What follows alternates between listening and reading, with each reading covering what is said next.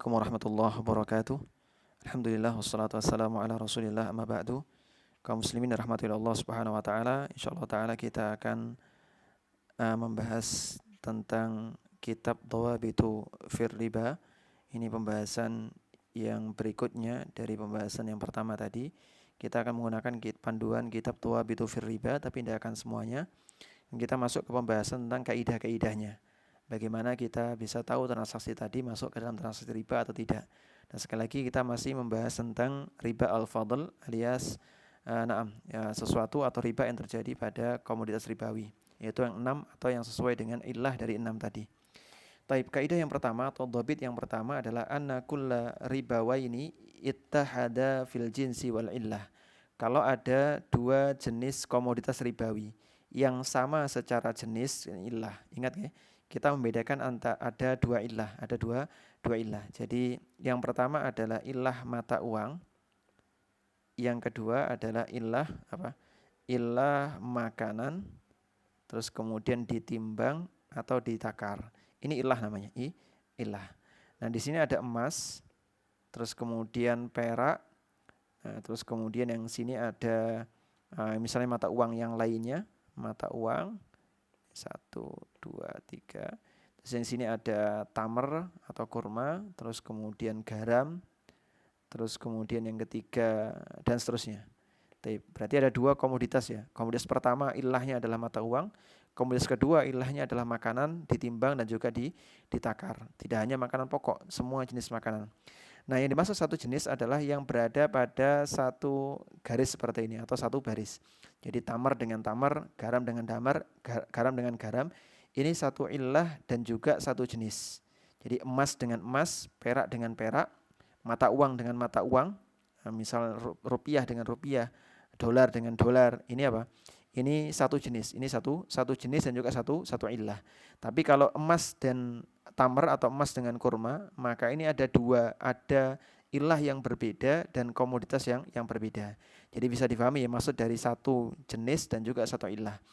Ai illatu riba al-fadl, yaitu maksudnya ilah riba al-fadl. Fa innahu yushtaratu 'inda mubadarati ahadima bil akhar.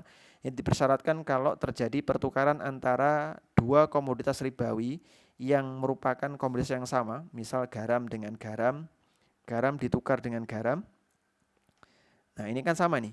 Ini ilahnya garam adalah makanan, garam juga makanan, jenisnya juga sama-sama garam. Maka wajib dua hal, yaitu at-tamatsul, terus kemudian al-hulul wa taqabud. Yaitu wajib sama, alias garamnya misalnya 10 kilo, maka garamnya ini 10 kilo. Walaupun ini garam merek A, ini garam merek B misalnya.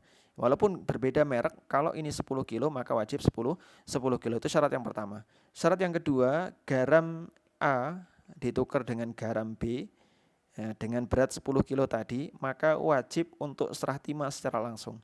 Jadi tidak boleh nunda dulu, nih garam yang B tak kasihkan nanti sore ya, tidak boleh. Oh, saya ingin ngerasain rasanya beras A misalnya, beras A tak tukar dengan berasmu yang B ya, kita sama-sama saja.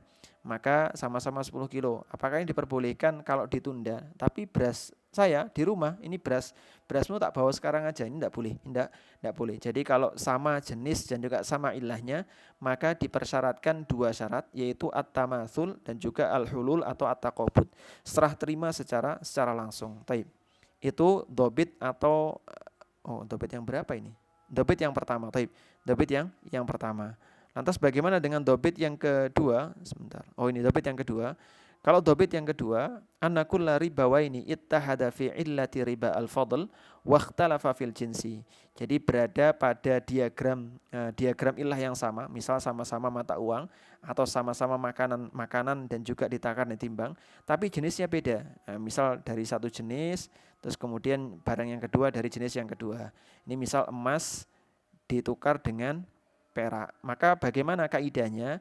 Kaidahnya adalah wa huwa fa innahu yustaratu 'inda mubadalati ahadihima bil akhar syartun wahid.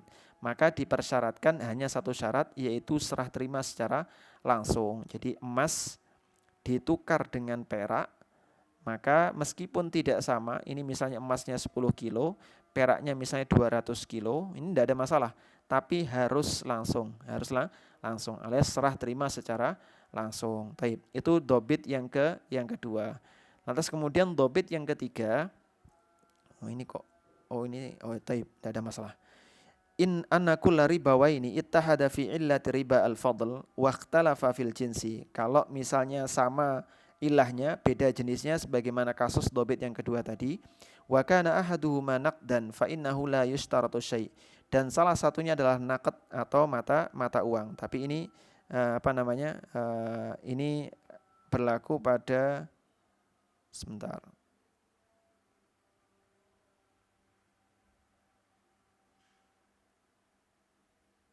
Ya, berlaku pada Hanabilah juga Hanafiyah. Kenapa? Annahum yarawna annal illah hiya al-wazn. Karena mereka menyangka atau mereka berpendapat bahwa seilah dari emas, perak menjadi komoditas ribawi adalah al-wazn, yaitu ditimbang sebagaimana kita bahas di pertemuan pertama kemarin. Jadi, kalau salah satunya adalah mata uang, sementara yang lain bukan, misal terjadi pertukaran antara emas terus kemudian dengan besi, maka fa innahu la yustaratu syai', tidak dipersyaratkan apapun. Jadi boleh langsung, boleh tidak langsung, atau terus kemudian boleh sama timbangannya atau tidak sama timbangannya. Demikian, semoga bermanfaat. Wassallallahu ala nabiyina Muhammad. Alhamdulillah.